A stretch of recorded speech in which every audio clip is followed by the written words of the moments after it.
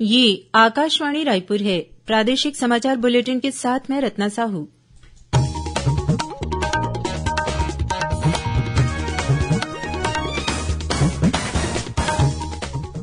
और अब पेश है आज के मुख्य समाचार। केंद्रीय गृह मंत्री अमित शाह ने कहा कि केंद्र सरकार की कोशिश है कि वर्ष 2024 में होने वाले आम चुनाव के पहले पूरा देश नक्सलवाद की समस्या से मुक्त हो जाए। आज कोरबा में एक आम सभा को किया संबोधित। मुख्यमंत्री ने आज राज्य महोत्सव स्थल पर भगवान श्रीराम की 25 फीट ऊंची मूर्ति का अनावरण किया। बिलासपुर जिला प्रशासन की वेबसाइट को नई दिल्ली में नवाचार के लिए राष्ट्रीय प्लेटिनम अवार्ड से किया गया सम्मानित। और छत्तीसगढ़िया ओलंपिक खेलों के तहत राज्य स्तरीय प्रतियोगिता का आयोजन कल से रायपुर में किया जाएगा। अब समाचार विस्तार से। केंद्रीय गृह मंत्री अमित शाह ने कहा है कि केंद्र सरकार की कोशिश है कि वर्ष 2024 में होने वाले आम चुनाव के पहले पूरा देश नक्सलवाद की समस्या से मुक्त हो जाए। आज छत्तीसगढ़ के कोरबा में एक आम सभा को संबोधित करते हुए श्री शाह ने कहा कि सरकार नक्सल प्रभावित क्षेत्रों को इस समस्या से मुक्त कराने की कगार पर पहुंच गई है। उन्होंने कहा कि एक ओर जहां नक्सल प्रभावित क्षेत्रों में सड़कें और स्कूल बनाने के साथ ही युवाओं को रोजगार देकर इन्हें विकास की मुख्य धारा से जोड़ा जा रहा है, वहीं दूसरी ओर नक्सली हिंसा का सख्ती से मुकाबला किया जा रहा है। केंद्रीय गृह मंत्री ने कहा कि वर्ष 2009 के मुकाबले वर्ष 2021 में माओवादी घटनाएं 1/4 से भी कम रह गई है। श्री शाह ने अपने संबोधन के दौरान केंद्र की मोदी सरकार द्वारा हर वर्ग के लिए किए गए कार्यों का जिक्र करते हुए बताया कि प्रधानमंत्री नरेंद्र मोदी के नेतृत्व में केंद्र सरकार ने गरीबों को मकान, रसोई गैस, बिजली कनेक्शन और नल कनेक्शन देने के साथ ही उनके लिए मुफ्त इलाज की व्यवस्था भी की है। श्री शाह ने कहा कि मोदी सरकार ने जिला खनिज निधि डीएमएफ की शुरुआत की। इससे खदानों से होने वाली आय का एक हिस्सा क्षेत्र के विकास और लोगों के कल्याण के लिए खर्च किया जा सकता है। उन्होंने कहा कि इस मद में मोदी सरकार ने छत्तीसगढ़ को 9,200 करोड़ रुपये से अधिक दिए हैं। केंद्रीय गृह मंत्री ने छत्तीसगढ़ में रमन सरकार के 15 सालों के कार्यकाल की उपलब्धियों को गिनते हुए कहा कि भाजपा सरकार ने अपने 15 साल के शासन में छत्तीसगढ़ को बीमारू राज्य से विकसित राज्य की ओर अग्रसर करने का काम किया। श्री शाह ने आरोप लगाया कि बीते करीब 4 सालों में कांग्रेस की सरकार ने छत्तीसगढ़ में भ्रष्टाचार करने के अलावा कोई काम नहीं किया है। उन्होंने कहा कि आने वाले चुनाव में जनता कांग्रेस से उसके द्वारा किए गए कामों का हिसाब मांगेगी। इंदिरा प्रियदर्शनी स्टेडियम में हुई सभा में भाजपा के प्रदेश प्रभारी ओम माथुर, पार्टी के प्रदेश अध्यक्ष अरुण साव, नेता प्रतिपक्ष नारायण चंदेल सहित भाजपा के अनेक वरिष्ठ नेता उपस्थित थे। इस आम सभा में कोरबा के साथ ही मनेन्द्रगढ़, कोरिया और गौरेला, पेंड्रा, मरवाही से बड़ी संख्या में पार्टी कार्यकर्ता शामिल हुए। इससे पहले केंद्रीय गृह मंत्री झारखंड के चाईबासा से सीधे कोरबा पहुंचे। पूर्व निर्धारित कार्यक्रम के अनुसार उन्हें रायपुर होते हुए कोरबा पहुंचना था, लेकिन ऐन मौके पर उनके यात्रा कार्यक्रम में बदलाव किया गया। अपने कोरबा प्रवास के दौरान आम सभा को संबोधित करने के बाद केंद्रीय गृह मंत्री सर्वांगला माता मंदिर गए और वहां पूजा अर्चना की। इसके बाद उन्होंने पंचवटी विश्राम गृह पहुंचकर पार्टी के कोर ग्रुप की एक बैठक ली। उसमें भाजपा के 30 से अधिक वरिष्ठ नेता शामिल हुए। इस बीच मुख्यमंत्री भूपेश बघेल ने रायपुर के स्वामी विवेकानंद विमानल में केंद्रीय गृह मंत्री से सौजन्य मुलाकात की। इस दौरान मुख्यमंत्री ने केंद्रीय गृह मंत्री से छत्तीसगढ़ के विकास कार्यों के संबंध में चर्चा की। मुख्यमंत्री भूपेश बघेल ने आज राज्य महोत्सव स्थल पर भगवान श्रीराम की 25 फीट ऊंची मूर्ति का अनावरण किया। इस दौरान श्री बघेल ने राजिम चौबे बांधा, नवागांव मार्ग चौड़ीकरण सहित लक्ष्मण झूला पहुंच मार्ग का भूमि पूजन किया। साथ ही मुख्यमंत्री ने राजीव लोचन मंदिर पहुंचकर पूजा अर्चना कर प्रदेश की खुशहाली और समृद्धि की कामना की। मुख्यमंत्री ने प्रदेशवासियों को राजिम भक्तिन माता जयंती की बधाई और शुभकामनाएं भी दी।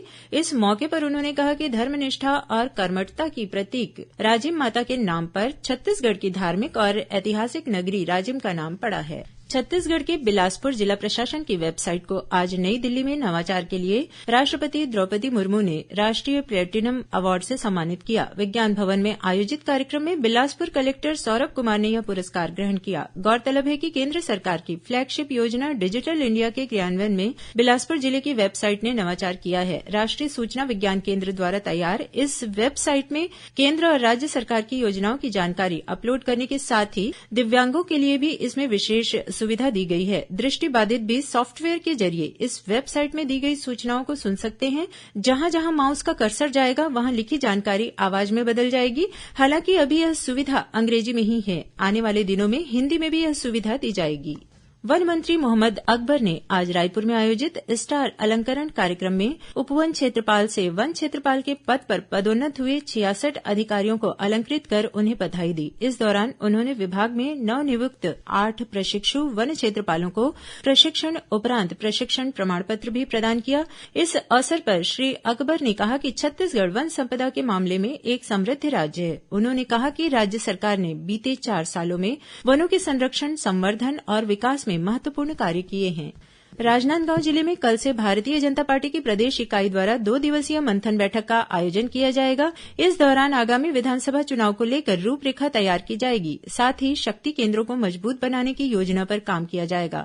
बैठक को लेकर जोनवार पदाधिकारियों को जिम्मेदारी सौंपी गई है। बैठक में भाजपा के छत्तीसगढ़ प्रभारी ओम माथुर सहित भाजपा के वरिष्ठ पदाधिकारी और कार्यकर्ता शामिल होंगे।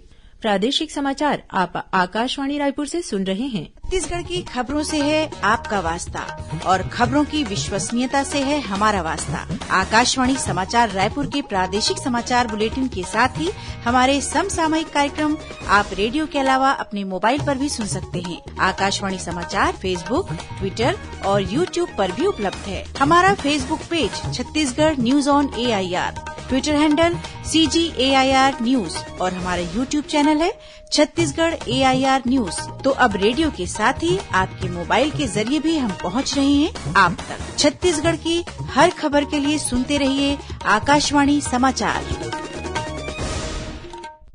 और अब आगे बढ़ते हैं बाकी के समाचारों की ओर। छत्तीसगढ़िया ओलंपिक खेलों के तहत राज्य स्तरीय प्रतियोगिता का आयोजन कल से 10 जनवरी तक राजधानी रायपुर में किया जाएगा।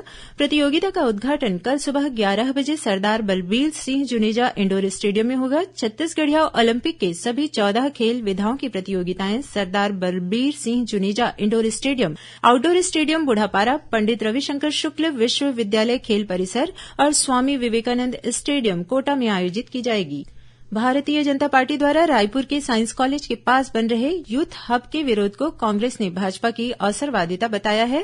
राजीव भवन में आयोजित पत्रकार वार्ता में महापौर एजाज ढेबर, सभापति प्रमोद दुबे और कांग्रेस के प्रदेश प्रवक्ता सुशील आनंद शुक्ला ने बताया कि यूथ हब परियोजना पिछली भाजपा सरकार की है। भाजपा की सरकार ने ही यूथ हब में साइकिल ट्रैक, वेंडिंग जोन और लैंडस्केपिंग बनाने की कार्य योजना को मंजूरी दी थी। उन्होंने कहा कि यूथ हब परियोजना के धरातल में आने से युवाओं को बेहतर सुविधा मिलेगी। आयकर विभाग द्वारा रायपुर और दुर्ग, भिलाई सहित प्रदेश के कई जिलों में मारे गए छापे की कार्रवाई आज दूसरे दिन भी जारी रही। मिली जानकारी के अनुसार इंदौर, भोपाल और रायपुर के करीब 150 आयकर अधिकारियों की टीम ने ट्रांसपोर्ट और रियल एस्टेट कारोबारियों के करीब 20 से अधिक ठिकानों पर छापे की कार्रवाई की है। इन कारोबारियों के ठिकानों से जब्त दस्तावेजों की जांच की जा रही है।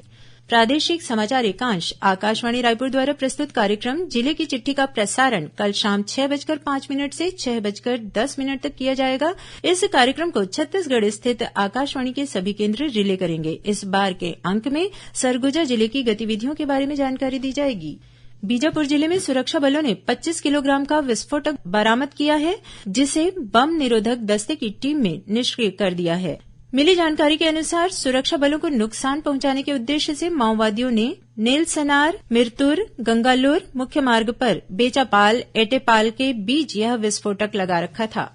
प्रदेश में बीते 24 घंटों के दौरान हुए अलग अलग सड़क हादसों में 5 लोगों की मौत हो गई, वहीं 6 अन्य लोग गंभीर रूप से घायल हो गए। सक्ती जिले के हसौद में बेरकेल पुल के पास हुए सड़क हादसे में 2 पहिया सवार पिता पुत्र की मौत हो गई, वहीं एक अन्य गंभीर रूप से घायल हो गया। वहीं कबीरधाम जिले में बीती रात एक निजी स्कूल के पास ट्रक की ठोकर से 2 पहिया सवार 2 युवकों की मौके पर ही मौत हो गई। इधर राजनांदगांव जिले में नादिया मोतीपुर गांव के पास विपरीत दिशा से आ रही मालवाहक वाहन की टक्कर से मोटरसाइकिल सवार एक बुजुर्ग की मौत हो गई, वहीं एक महिला गंभीर रूप से घायल हो गई। वहीं जांजगीर चांपा जिले के मुलमुला में एक कार के अनियंत्रित होकर डिवाइडर से टकरा जाने से इसमें सवार 4 लोग घायल हो गए। और अब पेश है मौसम का हाल। प्रदेश के कोरिया, सूरजपुर, बलरामपुर, सरगुजा, जशपुर, कबीरधाम, पेंड्रा रोड और दुर्ग सहित इससे लगे जिलों में अगले 48 घंटों के दौरान शीतलहर चलने की चेतावनी दी गई है। मौसम विभाग से मिली जानकारी के अनुसार उत्तर की ओर से आने वाली ठंडी हवाओं के कारण प्रदेश में मौसम का मिजाज बदल गया है। राजधानी रायपुर सहित प्रदेश के अधिकांश जिलों में कड़ाके की ठंड पड़ रही है। कोंडागांव जिले में न्यूनतम तापमान 9 डिग्री सेल्सियस के आसपास दर्ज किया गया है। वहीं कुछ जिलों में शीतलहर चलने की भी खबर है। आने वाले दिनों में न्यूनतम तापमान में और कमी आने की संभावना है। और अब कुछ खबरें संक्षेप में। राज्य महिला आयोग की सदस्य शशिकांता राठौर का निधन हो गया है। वे 62 वर्ष की थी। राज्य सरकार ने पीएचई के कार्यपालन अभियंता को अनियमितता बरतने के आरोप में निलंबित कर दिया है। नारायणपुर जिले में पथराव करने के मामले में पुलिस ने 6 और आरोपियों को गिरफ्तार किया है। बिलासपुर की एक महिला से नौकरी दिलाने के नाम पर 2 लाख रूपये की ठगी का मामला सामने आया है।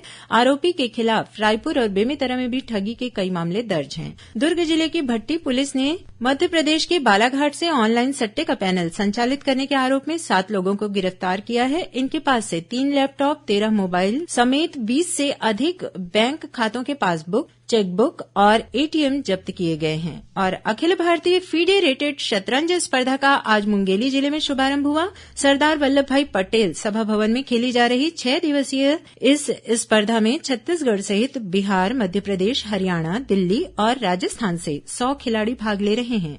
अंत में मुख्य समाचार एक बार फिर। केंद्रीय गृह मंत्री अमित शाह ने कहा कि केंद्र सरकार की कोशिश है कि वर्ष 2024 में होने वाले आम चुनाव के पहले पूरा देश नक्सलवाद की समस्या से मुक्त हो जाए। आज कोरबा में एक आम सभा को किया संबोधित। मुख्यमंत्री ने आज राज्य महोत्सव स्थल पर भगवान श्रीराम की 25 फीट ऊंची मूर्ति का अनावरण किया। बिलासपुर जिला प्रशासन की वेबसाइट को नई दिल्ली में नवाचार के लिए राष्ट्रीय प्लेटिनम अवार्ड से किया गया सम्मानित। और छत्तीसगढ़िया ओलंपिक खेलों के तहत राज्य स्तरीय प्रतियोगिता का आयोजन कल से रायपुर में किया जाएगा। इसी के साथ प्रादेशिक समाचार बुलेटिन समाप्त हुआ। नमस्कार।